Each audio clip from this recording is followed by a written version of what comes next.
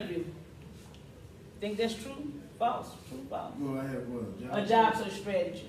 I mean, sometimes you can get to the interview without a strategy. And sometimes you can. But if you don't have a job search strategy, when you get in that interview, you're probably not going to know what to say. You're probably not going to know how to answer those questions. So you can just apply and you may get the interview just by applying on a whim. But are you prepared when you get that job interview? Because a lot of people, they don't be prepared. And they'll tell you they're not prepared. They'll tell the person that's interviewing them that they're not prepared for the job interview. So you think that's somebody they want to hire? No. That didn't even come to the job interview prepared? Nope. So you got to have a job search strategy when you in place to get the interview. Or even, when you get the interview, even if you don't have it in place before. So in the basis of most of this when we're talking about the job search strategy, it's just having a plan so that you can stand out from everybody else. Because most people are not going to do all this. The average person not going to be prepared like this. They're not going to have a job search strategy. They're just going to apply on Indeed. They're just going to submit their resume like they just, and that's it. Like they don't have a plan. They don't have a job search strategy. But what you learn in this masterclass is helping you to stand out from all the other applicants, because they have a lot of applicants applying for the same job. You might not realize it, especially if you like applying on Indeed in different places. Like there's a lot of people that just hit that button, apply, and they done. They submit their resume, and them employees not even looking at their resume. Like if the keywords, and we're gonna talk about that too, because they have what's called the applicant tracking system. Like if the keywords for that job, they can't even scan that and get that in your resume, they're not even looking at your resume. Like they don't look at all those resumes. They don't have time to do that. So they just have a tracking system that scan your resume, and if the keywords that they're looking for not in your resume, your resume in the trash pile, your application in the trash pile. And they were doing this before they even started doing all the online stuff. Like if they scan, they use a tracking system, and if what they looking for not in your resume, you'll never get a call back. So what you learning here is going to help you to stand out from the average job applicant, because the average person not doing all this. The average person just clicking the button, submitting their resume, and sitting there twirling their fingers, waiting for somebody to call them. And it's not going to happen like that. All right, so jobs are primarily filled primarily through internal candidates. That means people that already work for the job. So before they post a job posting, say for instance for the library, and I don't know if a lot of, but for the most part, they are filled through internal candidates. So when a job becomes available, I'm going to use the library as an example. When a job, say somebody retired, or somebody resigned, or somebody got terminated, but for whatever reason, they have a new job position open in the library. They're going to hire somebody who already works for the library before they go outside of the library to hire somebody. Why? Because the person that already worked for the library, they already know the library system. They already know the culture of the library. It takes money to train outside people to come in for a job. So a lot of times you may see, that you might hear about a job becoming available, and you're wondering why, if you apply for it, even if you find out about it, because a lot of times you're not an outside person, not going to find out about it. They're going to post it internally. It's going to go to the people that work for the company before anybody outside even find out about it. And some people say it's job bias, it's discrimination, they say all kinds of stuff. But people are trying to save money. I mean, at the basis of it, it saves money. Because it takes money to onboard new people to come in and train them and do all that new stuff. It takes money. So just think about this when you're applying for a job. Most jobs are filled through internal candidates. That means they already in the company. They already know the company culture. They already know the rules and policies of the company. They just know the company better versus somebody bringing somebody outside and bringing them in. So think about that when you're applying for a job. Then employee referrals. That account for about 40% of new hires. So say you on a job and you tell your recruiting, whoever do the recruiting, hey, I got a friend. She would be great for this job. She got all this experience already in this type of work. Guess who they gonna hire versus trying to figure out somebody that you could not even be telling the truth about your friend. But if you're a loyal employee, they trust you, they trust your character, they trust your judgment. they're going to say, okay, well, we're going to give her a try based on your referral. So a lot of new hires come from employees that are already hired in the company, and they refer. That's why a lot of times you may see a job that you may have been looking at, and you just waiting for this position to come open in this job, and you probably won't get it because they're going to either hire internally or they're going to get a referral from somebody that's already in the company. And then a lot of jobs are filled through recruiters, like LinkedIn or job boards, online job boards that you go through. LinkedIn, Indeed, have recruiters on it. So just online job boards. So when you're filling out for your application, just think about these 3 points. These high jobs are primarily filled. And the internal candidates, that's like the top one. Like they're gonna try to get somebody, and that's just like for roles, like promotional roles. But say like they need new people to come in for entry-level jobs, then yeah, a lot of times they'll bring somebody from the outside and hire them. But if they're trying to get promoted up the ladder, they're not going to bring somebody in to be assistant manager or manager versus trying to find somebody that's already been working for the company. They just promote them up. So just kind of keep that in mind when you're applying for jobs. But still, you always want to be thinking, am I standing out? Am I doing a little bit more than the average candidate going to do? That's how you want to be thinking when you're applying for jobs. All right, so 4 job search strategy tips. Study job descriptions. Talk to recruiters. Talk to people in the industry. So that's understanding the market. So the job you're applying for, you want to know exactly what's required of this job, because they're going to ask you when you go to the job interview, like, can you tell me a little bit about this job that you're applying for? And you don't even know the job description. You don't even know anything about the job. Like, you didn't do your research. Like, a lot of times when you apply for a job, go to their website. See, learn something about the job, because they're going to ask you in an interview, like, why do you want this job? And if you don't know the job description, then it's going to be pretty hard to even say why you want the job, because you don't even know what the job is required. What's required to do the job. So tailor your resume for every job. Mirror the words and phrases in the job description. That goes back to what I was talking about with the recruiting people. They scan your resume or your application. If they don't see the skills that they're looking for, they're not going to even give you the time of the day. They're not going to call you. Update your skills section. Be intentional about what you include. Most relevant experiences and skills. So and normally when I'm doing resumes for people, I try not to go back further than 10 years experience, unless like your main job, like you've been on that job for 10 years or longer. But like say you had several jobs in the last 10 years, you want to kind of keep it to that 10-year period. Excuse me. Especially if it's relevant to the job that you're applying for. Now, if you have jobs that's over 10 years and it's not even relevant to the job you're applying for, say you're applying for a truck driving job, and you have jobs that don't have anything to do with driving trucks over 10 years ago, you don't even want to put that on your resume.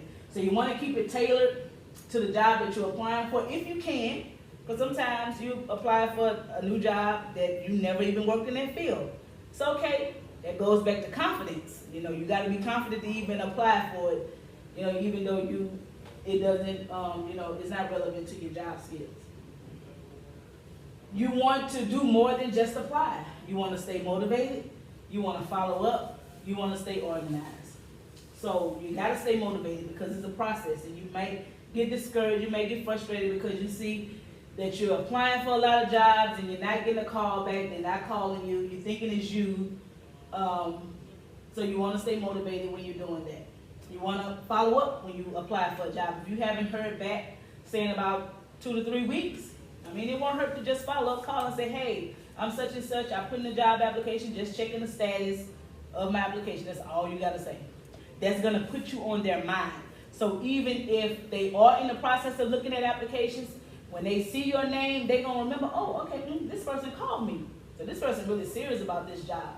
Not saying the other applicants not serious, but if you call and follow up and let them know who you are, and when they do come across your application, they're just going to make them think about you. So everything I'm sharing is helping you to stand out above the average candidate. Stay organized. Like every job that you're applying for, make sure you keep a record of that. Whether it's a digital record in your phone or just writing down, the jobs when you apply for it. Did you speak with anybody? specifically, or did you just apply online? Like, keep a record of that, because it's really bad if you apply for a job and somebody call you, you don't remember applying for that job. You don't even know, you're like, who this is? And you don't even know or remember that you applied for the job. So if you're trying to figure out on the phone with the person who called you for an interview, that's going to be a red flag right there. They're going to be like, well, they don't even remember applying. So just stay organized and keep track of all the jobs that you're applying for. Make connections, ask questions, get LinkedIn, use social media for the job search. You know, you can use different social media platforms that can help you find a job too. Any questions or comments about this? All right, so understand the market. Do you know what it takes? What do you think about? What do you think about the job? What skills, qualifications, and experience are hiring managers looking for? So again, a lot of these are transferable skills. Like, even if you don't know how to do the skill, the hard skill itself, because transferable skills is referred to as soft skills too, versus hard skills. Hard skills is like actually doing the job. But soft skills, also known as transferable skills, are skills like what's your character like? How do you communicate? How do you verbally communicate? How do you communicate through written communication? If it's a job that you have to use a computer and send emails, how is your telephone etiquette? Do you know how to answer the phone? Do you say, hello, my name is such and such, thank you for calling East Baton Rouge Parish Library, or versus you answer the phone at work like you at home, hello? You know, you have to, those are hard skills. Like, well, no, that's a soft skill. That's a transferable skill, knowing having telephone etiquette and being able to communicate. So, you know, what are they looking for? Like, is the job going to require you to answer phone at sometimes? Sometimes. It might not be your job, but say somebody step away from the front desk and you may have to answer the phone sometimes. You have to know how to do that. You don't be at the company talking about, hello. Well, some of them, you know, they might allow you, but but you just want to make sure you have the job that fits the description. Do your research. That is so important. Do your research. Network. Join professional associations, attend virtual events and networking events, career fairs, alumni network, etc. Use social media. So all these are ways that you can do what it takes to understand the job market. Average job search. How long do you think the average job search is? The average job search. And this is for everybody. Whether you have experience, whether you have a degree, but this is for everybody. The average job search is 3 to 8 months. So yeah, it's 3 to 8 months. And a lot of people, that's surprising to a lot of people. This is for everybody. I don't care if you have an advanced degree. The average job search is 3 to 8 months. So when you start looking for a job and you think, oh, they gonna call me back in 2 weeks, a lot of times it don't happen like that. The job market is very, very, very saturated, oversaturated, and the average search takes 3 to 8 months. So just be prepared, you know, to go through this process for 3 to 8 months. That's why I share it is a process. It is a job in and of itself. And that's going to bring us, I think this is the last slide, or maybe the second to last slide. I think it's the next one. But we're going to talk about, like, need money to actually apply for a job. Like, having money, it plays a role in there too. So who's in your network? Family, friends, and their contacts, neighbors and their contacts, classmates and roommates, current and former co-workers and supervisors, social media connections. So all these people in your network, they can be helping you with finding a job. Like, if you're talking to these people on a regular basis, let them know that you're unemployed. Or even if you are employed, if you're looking for work. You may be employed, but you're looking for something else. You know, they can help you. They may know somebody, and be like, hey, that's the type of work you do? I got a connection. I know somebody that works in this field. I know somebody that do this type of work. I know somebody can help you. Because it goes back to those referrals, so that works outside the job too. Like, if people refer somebody, and if they trust you and trust your judgment, they're probably going to hire somebody that you refer. So all these people in your network, these people can be helping you get your next job. Current and former co-workers. You know, you may still be connected with former co-workers on social media, or you might meet them and talk to them, you know. You still in connection with them, you know, let them know. Don't be ashamed.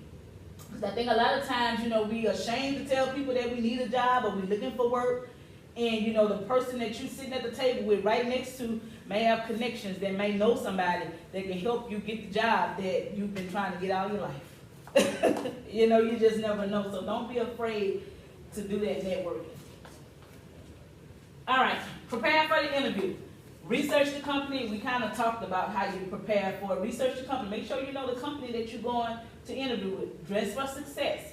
Successfully navigate virtual interviews. A lot of times people are doing virtual interviews now since COVID. Some people hadn't gone back to in-person interviews. They'd rather do it online. So if you're in a Zoom interview, guess what? Do that Zoom interview the same way if you was going in person. Don't come in there with your pajamas on. Dress up and get in front of that camera. Be presentable just like you'll do an in-person interview. Send a thank you letter in the follow-up. This is very important. A lot of people don't do this. I've always, every job I apply for, well, I don't say every job, but if I really wanted the job, I really wanted them to remember me, send a thank you letter. Whoever you interviewed with, send them a thank you letter. That's going to make you stand out. Whether it's through email, I used to send like regular cards back in the day, but now I just send them an email. But send a thank you. Hey, I really appreciated interviewing with you. I look forward to working with you. You know, they might have decided after the interview they weren't going to hire you, but then they received that thank you letter and you said, I look forward to working with you. That might make them change their mind. Think so? Sometimes it happens. It worked for me. It has worked for me in the past. I don't know if it was a thank you letter, they was going to hire me anyway, but it helps you stand out. That's all I'm saying. It just helps you stand out. When you follow up with your interviews, when you send thank you letters, it helps you stand out. All right. Be effective with your time. Do a job search. Do you have a job search schedule? Set up job alerts. Use job boards such as Google, LinkedIn, Indeed, Louisiana Workforce. Best time to apply for jobs is early in the morning or in the evenings. Best days to apply for jobs, Mondays and Tuesdays. That's the beginning of the week. Don't spend time looking at job boards every day. It can be exhausting, overwhelming. Don't just be strolling down Indeed all day, every day, just boop, apply for a job. Boop. Don't do that. That's exhausting and it's overwhelming. And you're probably not even keeping track of what you're applying for. So just be effective with your time. Try to do like 3 to 5 applications per week. Don't be doing 10, 15 applications a week and you don't remember who you applied with. Because when they call you, you don't remember you applied for this company. So keep it limited to 3 to 5 applications per week. Make sure you're doing your research. That's so important. Researching these jobs. All right, we're almost done. A good job search requires ongoing preparation, commitment, and hard work. Job searching can be challenging, exciting, and discouraging all at the same time. So you can be experiencing all these emotions all at the same time when you're job searching. Because it is a process, and it can be discouraging at times. So money matters. Money matters. So financial barriers in the job search, detail your financial goals, make and stick to a budget. So even when you're applying for a job, you're applying for a job because you need money, right? But sometimes it takes money to make money. And sometimes that's, that hinders a lot of people because they don't have the money. Like you already need a job. You need money to do what you need to do, but now I need money to even apply for a job. When it's time to go to the interview, you may need transportation. You don't have transportation. You need money for a bus pass. You need money for Uber or Lyft. When it's time, when they hire you, you may have to buy your own uniform before you get your first check. But it's all kinds of, things that can come up actually with the job search before you actually get the job. So there can be some financial barriers. Like if you don't have internet, you don't have money to pay your internet bill. So how do I supposed to apply for online jobs when I don't have internet? All these, I've seen all this because I'm an employee navigator at my job. And I work with people to help them find a job. And all these are real barriers. Like people don't have transportation. They don't have child care. I need somebody to watch my child while I apply for a job. Who's going to watch my baby? So there are barriers, financial barriers, just different things that can hinder people from actually applying for the job, just actually going to apply. So, you have grace for people when you see them that seem like they just don't want to work, but sometimes there's some financial barriers, maybe some other things that's going on. But just remember, if you don't take anything else away from this class, the job search process, it is a process. it is a job in and of itself. And a lot of times we see people unemployed because they just don't have the resources that they need to even apply for the job. They just don't have what it takes. Even if they don't have internet service, just getting to the library, even though the library has free, internet has free resources, but it's a struggle just to get to the library. And I'm so big on this because the people that I work with, a lot of them, they face all these barriers. And we have a research study going on now where we have it's not a whole lot of money, but it's a little something to help them, if they need transportation, help them with bus passes, help them with Uber and Lyft rides. But that only goes so far, once that then run out, then what they do. So, there are barriers to people finding work. So when we see, high unemployment rates, just think about all of that. You now equipped with knowledge that the average person don't have. They just think people just lazy, don't want to work, when that may not be the case. They don't have the job skills, they don't have the confidence, they don't have liberating beliefs, they have very limiting beliefs. That's how they've always thought. They haven't had anybody to challenge them to think outside of what they always thought. So it's just a lot of different factors that's going on. So just think about the information you received today. A lot of people don't have that. I've taught this class to people that are career coaches that work in employment, and they just not, aware of a lot of, the stuff that was shared today. So just know that you see people unemployed. It's not that they want to be, it's a process. And you see it say the average job search process takes 3 to 8 months.